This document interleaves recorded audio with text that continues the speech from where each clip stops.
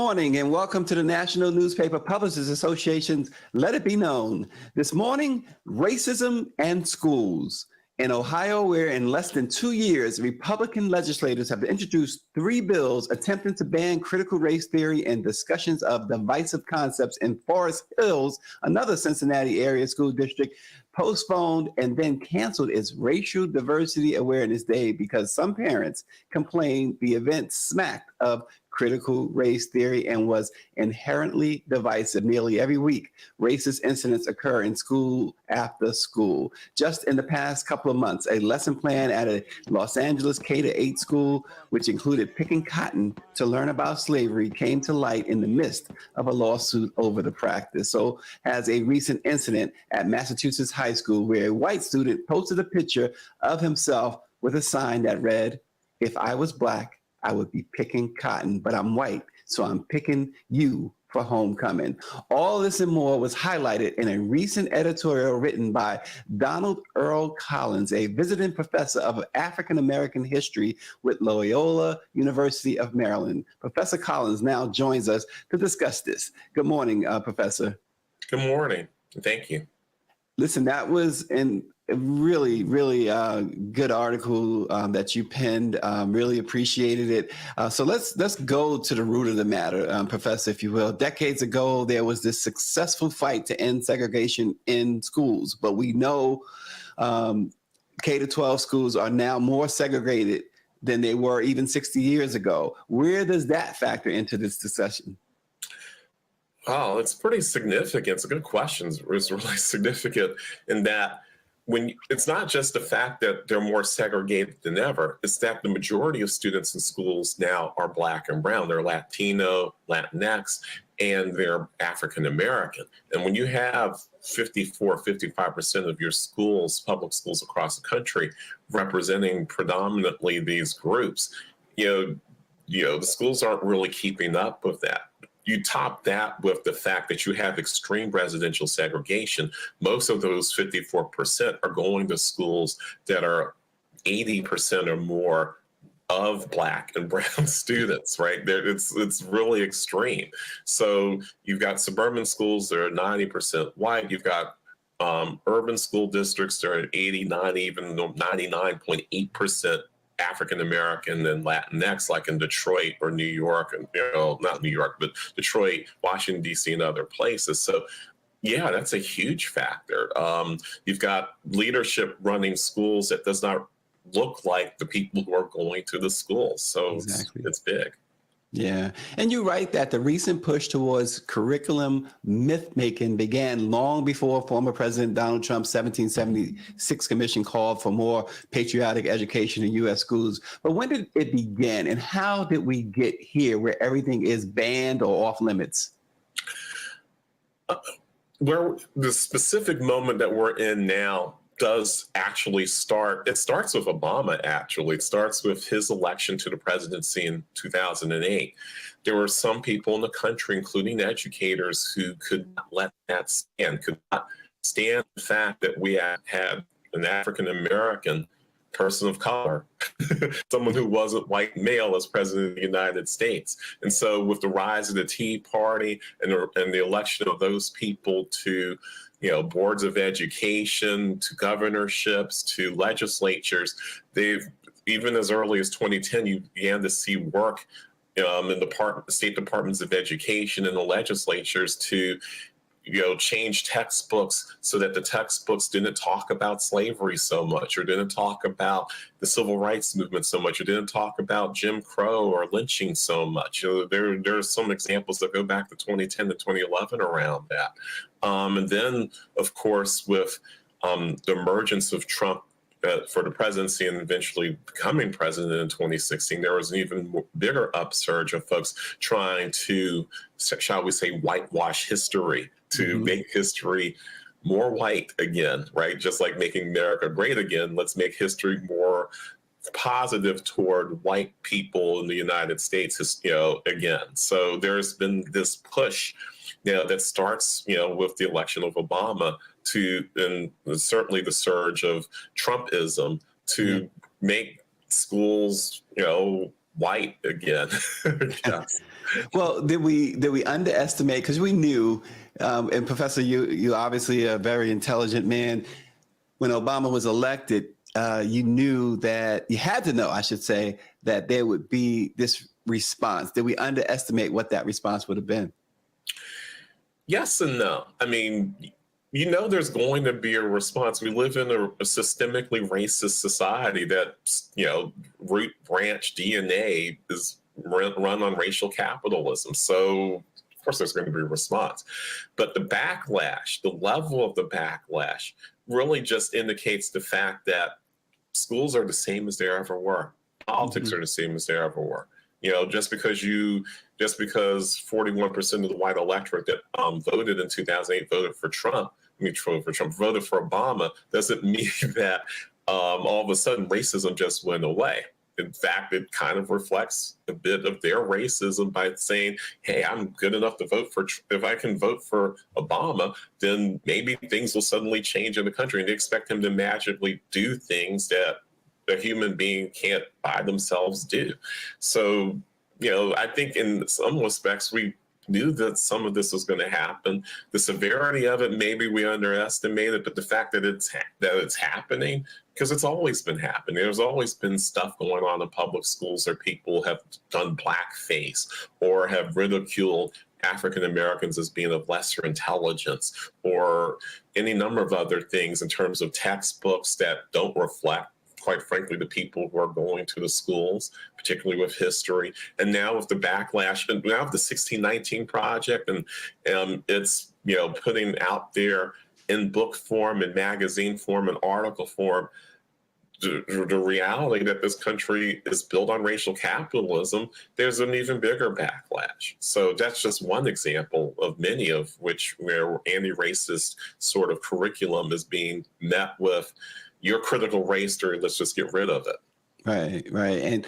And we know that there's a teacher shortage, but that is not the root of this problem, right? Teacher shortage, because even the teachers, the educators who want to teach real history or the right history, they're now being muzzled.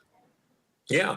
I mean, the truth is that one of the consequences of all of this suppression is, in fact, the teacher shortage.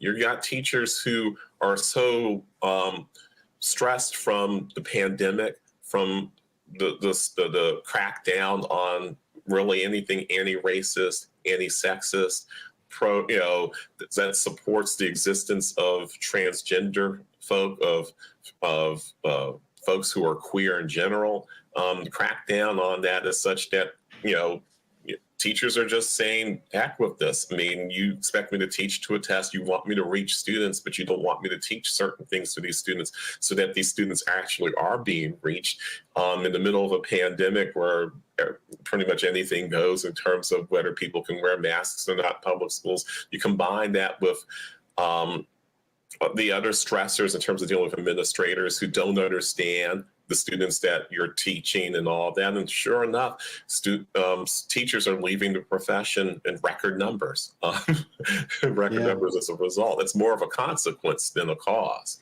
Yeah. So. Yeah, that is so true. You also, Professor, write that look further back and you'll find an evergreen history, and I'm quoting you, of politicians, educators, and even journalists substituting belief and mythology for facts and difficult truths in U.S. education. Can you explain the educators and journalists, how they've done this? Can you repeat the question? I didn't hear the last part. Sure, absolutely. You wrote that when you look further back, you'll find an evergreen history of politicians, educators, and even journalists substituting belief and mythology for facts and difficult truths in U.S. education. And I'll ask you to explain the educator and journalist part. How have they done this? Well, it's simple. I mean, as educators, we have a curriculum that we have to work with, right? Even college professors have to base what they're saying on something. They're just not there to make things up. But if you're using books that are, that perpetuate racial stereotypes, for instance, like Little Black Sambo, which wasn't a textbook, but was a children's book that was often used for, in classrooms full of Black students, and particularly in the Jim Crow South, and places like even Washington, D.C., in the 1930s, 40s, 50s, and even the 1960s during the height of the Civil Rights era. So that's one way that things get perpetuated. If you don't have anti-racist stuff in your curriculum, you will end up with racist stuff in your curriculum, and educators will often use it, whether they mean to or not, in perpetuating stereotypes about Indigenous folk, about African Americans, about Latinx folk, about really any group who isn't white and male. As far as journalists are concerned, their role in this is pretty simple too. They report on things without understanding the fact that they're part of perpetuating racial stereotypes as well. I quote the Washington Post from 1947 regarding the Little Black Sambo controversy, when they talk about African-American leaders, the NAACP, DC branch, being overly sensitive to the fact that this children's book's being used in schools because it's a harmless children's book. Why would a third grader really be harmed by a book that basically portrays African-American children as happy-go-lucky overeaters of pancakes, which was a big stereotype back then? That's no big deal as far as they're concerned. And we see that with journalists today. They're reporting on all these bans or critical race theories. There's really, as if something as complex as critical race theory would be taught in the K-12 setting. So, they play a significant role in being stenographers who don't do a very good job of communicating to the public why this is significant, why these bans are fascist and racist and queer-phobic in nature, among other things. Well, again, we're talking with Professor Donald Earl Collins, Loyola University, Maryland, who also authored the book, Fear of a Black America, Multiculturalism and the African American Experience. Let's talk specifically about educators for a moment. With the practical struggles and challenges that many teachers face on a daily basis, it can sometimes, and you talked about this already too, it can be overwhelming when they hear that responding to social justice issues needs to be on their agenda too. How do you respond to that? I think that when it comes to being an educator, but especially when you're on the front lines as a K-12 teacher, that your job really is to try to reach all your students, especially when you're in elementary school and you're dealing with the youngest of students, right? Students who might not have eaten, might not regularly have things to eat at home. Students who see or experience violence in the home or trauma of some sort or another, who are dealing with all kinds of issues, psychological issues, right? Learning disabilities and whatnot, because public schools take in everybody, right? And so as an educator, your job, first and foremost, is to not do any more harm than what the students are experiencing outside of the classroom, right? You don't want, if a student's being disruptive, there's usually a reason behind it. It's not because they're just normally disruptive. If a student needs more remedial education in the form of either diagnostic testing or extra time with tutors, being able to figure those things out are part of your job. And so certainly being more socially justice oriented should be part of your job too. We hear many educators, many teachers say things like Black Lives Matter and, let's have equal opportunity for everybody. But in practice, because the curriculum is developed outside of the purview of most teachers, meaning they don't have the autonomy to develop a curriculum that is specific to the students they are teaching, oftentimes they end up reinforcing stereotypes regarding African American history or U.S. history in general, or the cultural stereotypes exist for all kinds of groups in the United States, simply because the curriculum is not being developed by them. It's being developed at the Board of Education or in the state education department, where politics are involved, the politics of racism, politics of homophobia, the politics of transphobia, the politics of of misogyny are all involved in how they develop stuff, because we live in a society that has all those things going on the regular. Yeah. So, if you had autonomy, teachers could basically jigger this around, so reconfigure it so that they are reaching their students. And most of them do want to do that. Some of them obviously don't. And we see some of the results of that with certain things like the cotton picking lesson in LAUSD, for example. So, but most of them do, and they don't have the opportunity to. When you don't have the opportunity and the support of your administrators, you tend to quit. Yeah, and LAUSD is the Los Angeles Unified School District, for those who may not know that acronym. Professor, and I really encourage folks to read his op-ed. It's in Al Jazeera. I can never say that correct, but it's a really compelling piece that the professor has put together. I always think, when we had when I think back to the incidents and the movement immediately in the aftermath of the George Floyd murder, there was seemingly, when you look back at it, this window of opportunity. You had corporate America and others now saying, yes, Black Lives Matter, and they opened up their wallets and they opened up their hearts, if you will, to do certain things. It seems that window of opportunity has closed, that many missed it, and certainly schools missed that opportunity, or school districts missed that opportunity, and perhaps it was parents. Who was responsible for making sure that window did not close, and that we got things done where we wouldn't have this issue now that we're talking about? That's a complex question. I mean, it really is, because, there's some responsibility to go around to a lot of different folks. I mean, it's probably all of the above to answer your question in short.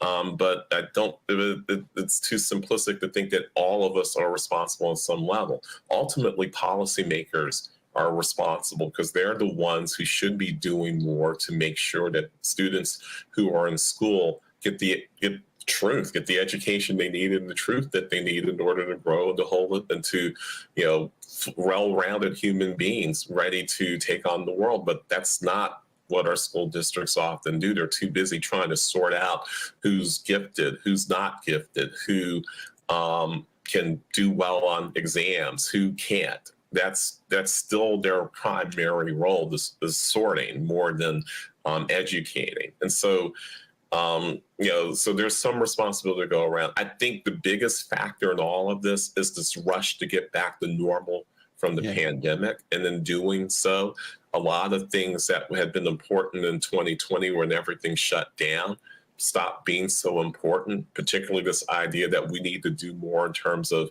making sure that we don't have more George Floyd incidents. We need to educate more educators around not only Black Lives Matter, but just anti-racist teaching in general, bringing more books by African Americans and other people of color, or authors of color, into the curriculum, more about slavery, like from the 1619 Project, more about the origins of America's racial capitalism and some of the evils that exist within the country, so that we can confront them as educators. All that's been dropped in this quest to get back to 2019, as if 2019 was a great year or something, which it was not, right? So I think that's the single biggest factor, because all the distractions that come with being in a society that's constantly talking about popular culture, that's constantly about the latest thing that's happening in social media, that's about, politics 24/7, and what Trump is doing on a day-to-day basis, and what Biden's doing every week.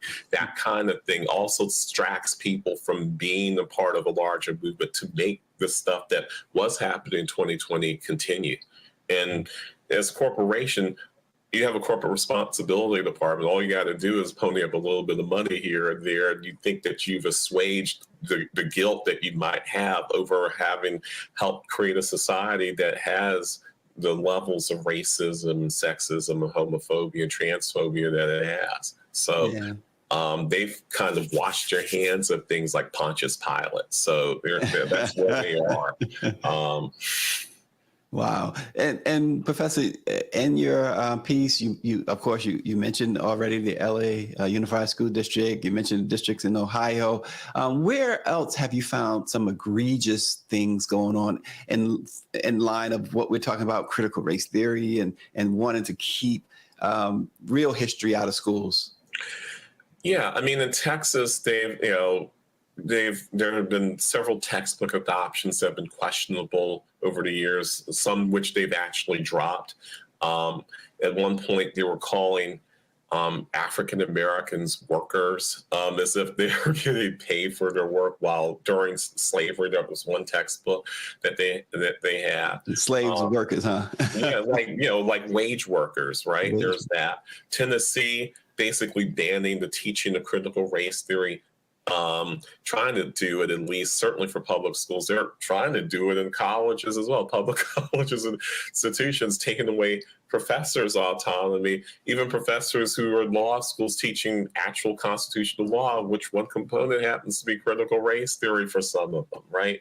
So there's that. Idaho banning critical race theory and trying to ban certain not just textbooks, certain actual books like Toni Morrison's Beloved, K.S.C. Lehman's book, Heavy, which is just a memoir, really. It's just, it's a memoir.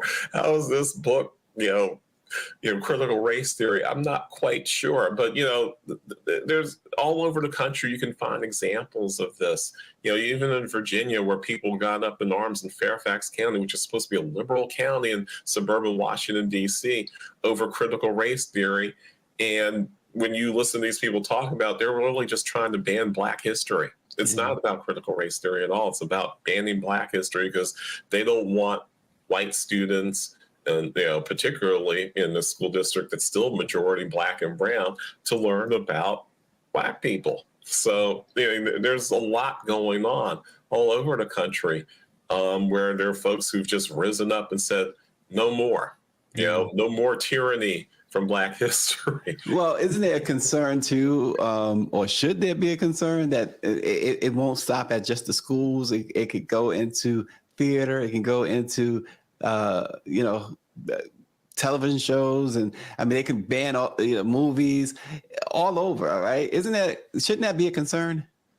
It should be a concern in a country that's moving toward the far right. I mean, you've got fascism rate rising in this country, and people, don't even want to call it that. President Biden reluctantly called out fascism or semi-fascism a month or two ago, right? So there's this rise of fascism in the country, and with fascism, which is totalitarian by its very nature. Of course, it could seep into other things. I think we're already starting to see some of it with Netflix, and it's canceling of shows before they've even actually aired or been streamed. Particularly shows where the director or the producers happen to be African American or Latinx or queer. I mean, we've seen some of that already. I think that, in terms of representation, we're going to see more of this. People, I mean, we see this with little things. I mean, recasting a character in A Little Mermaid as African American. How dare you cast someone Black to be a mermaid, which doesn't even. Oh man, that was such an uproar too. I mean, come on, man. I mean, seriously, that's what we're talking about here. This is all funny.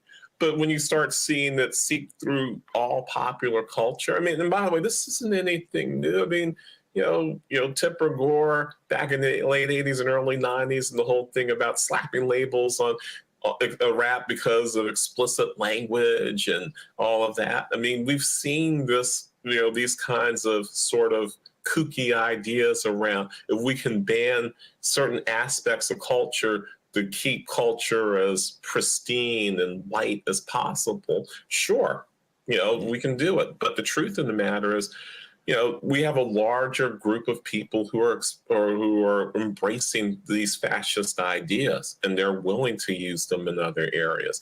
They're not going to stop with public schools. They're not going to stop with colleges, and they're not going to stop if we're going to go into the arena of gender and women specifically. They're not going to stop with banning abortions. They're going to try to ban birth control pills. All of this to try to keep a culture that's been dominated by white male thinking, continue to be dominated by white male thinking. Yeah, and how do your students respond to the teaching or lack of teaching of Black history? I mean, you're African American studies professor. What goes on in a classroom when it's African American studies today with all of this as the backdrop? Wow. It's been interesting, and interesting, not in some ways good, some ways not so good. I mean, I've mostly taught at PWIs, predominantly white institutions, off and on for the past 30 years, mostly in the last 15. And the truth of the matter is, when I have white students in African American history classes, or even in U.S. history classes, mostly what I've gotten is, I didn't know that, right? I didn't know that this happened. I didn't know that this existed. I didn't know that this literature existed. And they usually are at least tolerant of the idea that they need to learn some of this, right? Particularly if you're in an African American history class. Why would you take an African American history class if you're white, but not to learn, right? But I've gotten with the rise of fascism and the rise of the critical race theory bans. I have had a couple of students in recent months and years who've been raise their hand and tell me that they object to every single thing I've said for the past 3 weeks, 3 months during that whole class. And I'm like, what gives you the narcissism to basically tell your professor that you reject everything that you've been teaching for a year? I mean, or for a semester, for like 3 months. I mean, I don't understand that, but they've done that. I disagree with you. And their level of disagreement is not based on any evidence. It's just that it shocks their world. It's basically, I mean, for lack of a better way of putting it, me trying to unplug them from the matrix, and they're resisting them being unplugged, right? Mm-hmm. We use the Matrix as the movie as an example here. So, wow. And before we let you go, let me ask you this question too, Professor. What are some of the questions parents should be seeking answers to before enrolling their child into certain school districts? I think the biggest question any parent should ask is that, what does your curriculum look like? I mean, you can try to look some of this stuff up as a parent going through state education departments, but they're not going to list your curriculum for your school district. Even a school district website typically does not have that level of information. So you need to talk with teachers. You need to talk with principals. You need, particularly principals, because most principals are aware of what their teachers are like, and they're going to try to put their best foot forward. But if you can put specific questions to them around, are you banning books? Are you, what books does your school library have? Do you have Toni Morrison in your library? If you're at the high school level, do you have, children's books that deal with issues around, that are sort of off branches of, Stamped from the Beginning, which, the big book by Ibram Kendi, but there's a children's version of that book. Do you have that in your library? Do you have things in your curriculum that deal with African American history, and not just during Black History Month, that deal with, Right. the existence and lives of queer folk?